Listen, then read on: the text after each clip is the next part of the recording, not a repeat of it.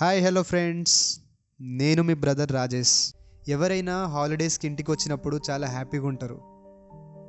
కానీ నేనేంటో అస్సలు హ్యాపీగా ఉండలేకపోతున్నా. మనసులో ఏదో తెలియని బాధ. అందరికీ కనిపించే నేను కాదని అనిపిస్తుంది. లిటరల్లీ నన్ను నేను కోల్పోయాను.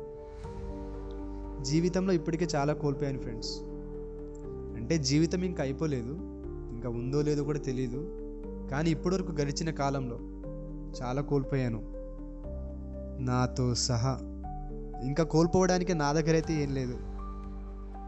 ఇప్పుడు నేను ఈ యూనివర్స్ని కోరుకునేది ఒకటే, నాకు నేను కావాలి.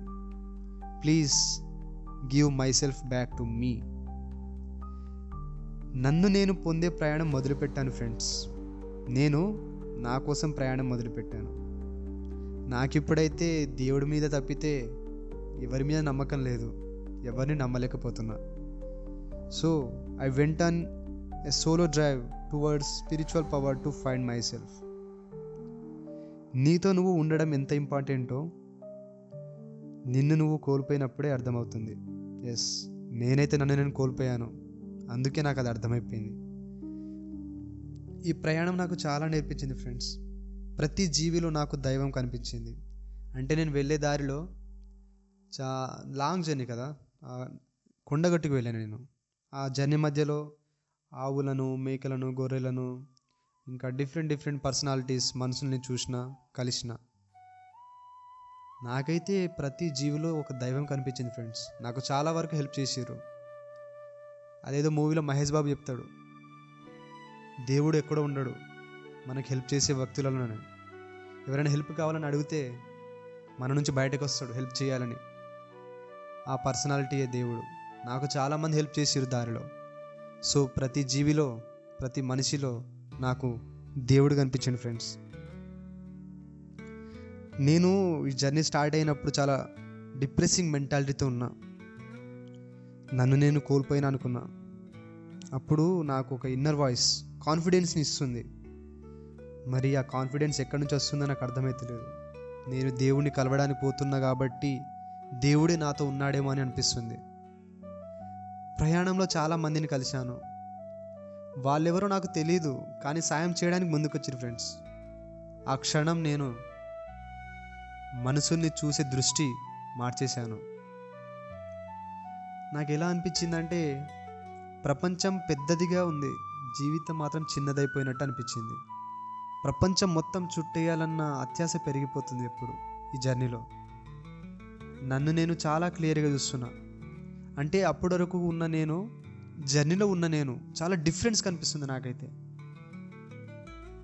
ప్రయాణం మొత్తం నేను నాతో మాట్లాడుతున్నా ఫ్రెండ్స్. అంటే నేను నా పాస్ట్లో ఉన్న నేనుతో మాట్లాడుతున్నా. వాడు నేను చేస్తున్న తప్పుల్ని చెవిలో గట్టిగా చెప్తున్నాడు.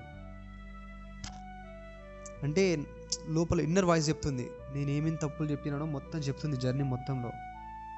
వాడిని నాతోనే ఉండమంటున్నా, కానీ వాడు నాతో ఉండాలంటే ఇప్పుడున్న నన్ను డిస్ట్రాయ్ చేయమంటుండు. నాలో ఉన్న బ్యాడ్ హ్యాబిట్స్ నేను డిస్ట్రాయ్ చేసుకుంటేనే నా బెస్ట్ వర్షన్ నాతో ఉంటానని చెప్తుండు. ఇప్పుడున్న నన్ను డిస్ట్రాయ్ చేయడమే నా యొక్క లక్ష్యం అయిపోయింది ఫ్రెండ్స్. లేకుంటే నన్ను నేను పొందలేను. కానీ ఈ బ్యాడ్ హ్యాబిట్స్ని, ఇప్పుడున్న నేనును డిస్ట్రాయ్ చేయడం చాలా కష్టమైపోతుంది. సో అది ఈజీ కావాలని నేను దేవుని దగ్గరికి వెళ్తున్నా. ఎక్కడికి? కొండగట్టు హనుమంతుని దగ్గరికి. It's becoming difficult to destroy the present me. అప్పుడే నేను నాతో అనుకుంటున్నా, it's becoming difficult to me destroy the present me. అప్పుడు నా ఇన్నర్ వాయిస్ ఏం చెప్తుందంటే, ఒకవేళ ఇప్పుడున్న నేను డిస్ట్రాయ్ చేయకపోతే నా బెస్ట్ వర్షన్ నాతో ఉండను అని అంటుంది. అప్పుడే నాకు దేవుని సహాయం ఖచ్చితంగా కావాలనిపించింది. అప్పుడే నాకు కొండగట్టు దగ్గరికి, బోర్డు దగ్గరికి వచ్చినట్టు అనిపించింది. నేను కొండగట్టుకు వచ్చేసిన. ఈ జర్నీలో చాలా నేర్చుకున్నా. ఫైనల్లీ నేను నా కాన్ఫిడెన్స్, నా గైడ్, నా ప్రొటెక్టర్ దగ్గరికి వచ్చేసిన.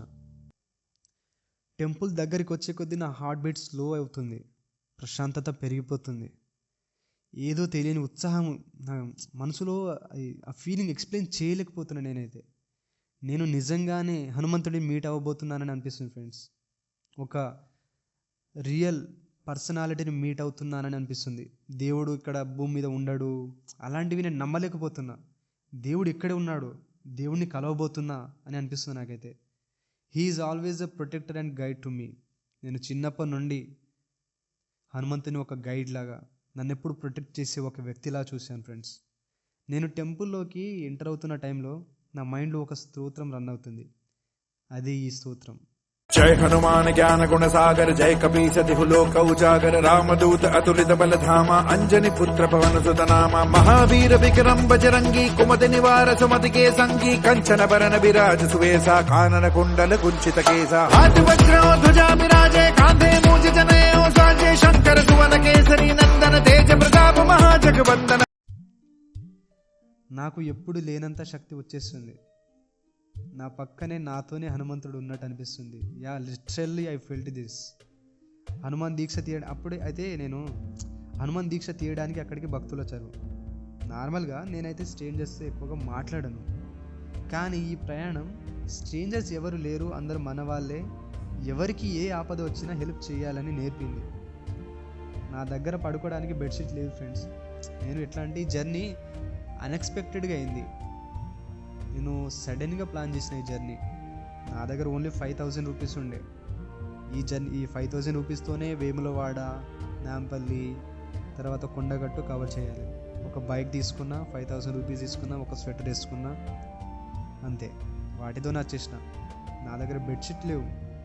సో ఆ టైంలో ఎలా పడుకోవాలని ఆలోచిస్తున్నప్పుడు దేవుడే ఈ స్వాముల రూపంలో వచ్చి పడుకుని ఏర్పాటు చేయించాడు.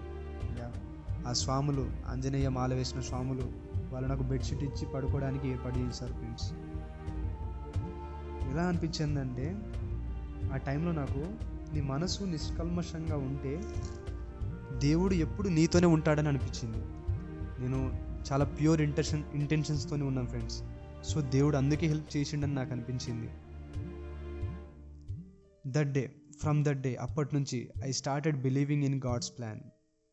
ఓకే, మనం వేసుకున్న ప్లాన్స్ కంటే దేవుడి ప్లానే బెటర్ ఉంటుందని నాకు అనిపించింది. అప్పటి నుంచి నాలో నెగటివిటీస్ని హనుమంతుడు తన చూపుతో నాశనం చేస్తున్నట్టు అనిపించింది. ఎలా అంటే అప్పటి వరకు లో కాన్ఫిడెన్స్గా ఉన్న నేను, నాలో కాన్ఫిడెన్స్ పెరుగుతున్నట్టు నాకు అనిపించింది. నాలో నెగటివిటీస్ అన్నీ పోతున్నట్టు అనిపించింది. సో వాటిని అన్నిటినీ హనుమంతుడే నాశనం చేస్తున్నట్టు అనిపించింది. I felt that. నేను ఎక్స్పీరియన్స్ అయిన అనుభవాలు మాటలకు అందనివి. లిటరల్లీ చాలా ఎక్స్పీరియన్స్ అయినా నేనైతే. I felt like the best version of me is coming out. ఎప్పుడో కోల్పోయిన నేను ఇప్పుడు మళ్ళీ వస్తున్నానని అనిపించింది నాకు. నేను నా లైఫ్లో చేసిన స్ట్రాంగెస్ట్ మేనిఫెస్టేషన్ ఏదైనా ఉందంటే అది కొండగట్టులోనే. దేవుడితో మాట్లాడుతున్నట్టు అనిపించింది నాకు. నా బాధలని చెప్పుకొని నాకు ఇది కావాలి అని దేవునితో మాట్లాడుతున్నట్టు అనిపించింది. అదే నా లైఫ్లో నేను చేసిన స్ట్రాంగెస్ట్ మేనిఫెస్టేషన్. అదే మేనిఫెస్టేషన్ చేస్తే లా ఆఫ్ అట్రాక్షన్ ప్రకారం జరుగుతుందని నమ్ముతంగా అదే ఇది. ఇక్కడ నేను పేదవాళ్ళను, బెగ్గర్స్ని చూశాను. యా, చూడండి ఒకసారి, చాలామందిని చూశాను. ఆ టైంలో నాకేమనిపించిందంటే, వాళ్ళని చూసిన వెంటనే నా చిన్నప్పుడు అనుకున్న డ్రీమ్ గుర్తుకొచ్చింది నాకు. చిన్నప్పుడు స్కూళ్ళలో టీచర్ అడిగినప్పుడు నీ డ్రీమ్ ఏంటని అడుగుతారుగా, అప్పుడు నేను అనేటోని బెగ్గర్ ఫ్రీ ఇండియా, ఇండియాలో బెగ్గర్సే లేకుండా చేయడం నా డ్రీమ్ అని అప్పుడు అనేటోని. ఇప్పటికీ అదే డ్రీమ్. కానీ నా వీక్ మైండ్ సెట్ ప్రభావము అవన్నీ నాకు దూరం అయిపోయినట్టు అనిపించింది. నన్ను మళ్ళీ నాతో పరిచయం చేయించాడు. యా, జర్నీ స్టార్ట్ అయినప్పుడు ఇప్పుడున్న నేను చాలా డిఫరెన్స్ కనిపిస్తుంది నాకు. జై శ్రీరామ్.